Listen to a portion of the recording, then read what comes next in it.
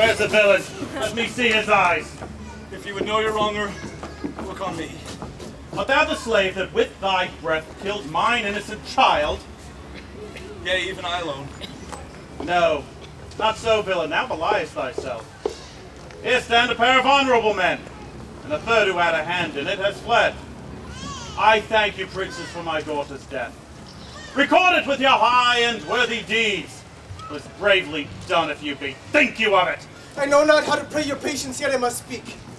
Choose your revenge yourself. Impose me to what penance your invention can lay upon my sin. Yet sinned I not, but in mistaking. By my soul nor I. And yet to satisfy this good old man, I would bend under any heavy weight that he'll enjoin me to. I cannot bid you bid my daughter live. That were impossible. But I pray you both, possess the people of Messina here, how innocent she died. Tomorrow, come you to my house. Since you could not be my son-in-law, be yet my nephew. My brother hath a daughter, who is sole heir to both of us. Give her the right you should have given her cousin. So dies my revenge. Noble sir, your overkindness doth wring tears from me. I do embrace your offer and dispose for henceforth of poor Claudio. Tomorrow I look for your coming. Tonight I take my leave. This naughty fellow will be brought face to face with Margaret, who was packed in all this wrong, hired to it by your brother. No, by my soul she was not, nor knew not what she did when she spoke to me, but always hath been just and virtuous in anything I do know by her. Moreover, sir, this plaintiff here, the offender, did call me ass. I beseech you, let it be remembered in his punishment. I thank thee for thy honest care and pains. Well, Grace speaks like a most thankful and reverend youth, and I praise God for you. Take this. This is for thy pains. Go. I discharge thee of thy prisoner, and I thank thee. I leave in a rant connavy with your worst hit, which I beseech your worship to correct yourself for the example of others. God keep your worship. I wish your worship well. God restore you to health. I humbly give you leave to depart. And if a merry meeting may be wished, God prohibit it. Come, neighbor!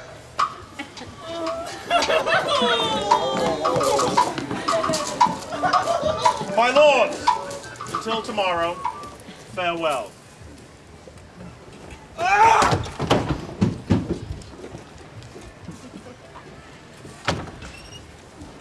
Never was man so truly turned over and over as my poor self in love. Mary, I cannot show it in rhyme. I've tried.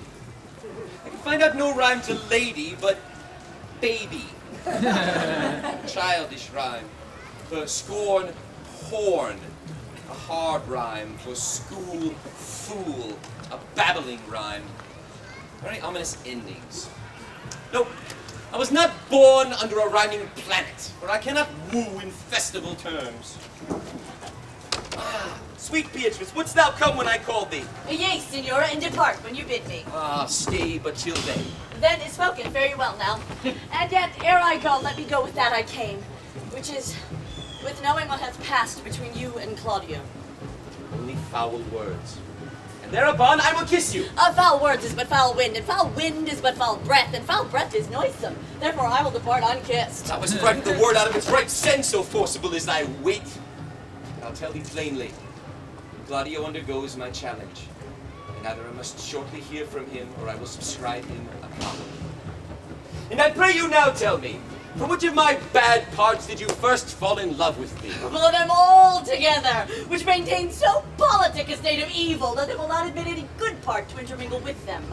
But for which of my good parts did you first suffer love for me? Suffer love, a good epithet, and you suffer love indeed, for I love thee against my will. In spite of your heart, I think, alas, poor heart. If you will spite it for my sake, I will spite it for yours, for I shall never love that which my friend hates.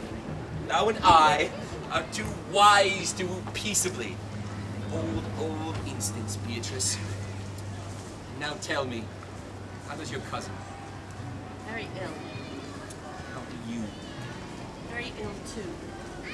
Serve God. Love me.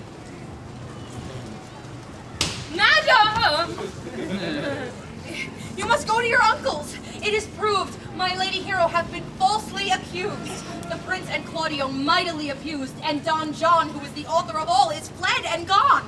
Will you come? Presently? Will you go hear these news, senor? Live in thy heart, die in thy lap, and be buried in thy eyes. And moreover, I will go with you to your uncle's.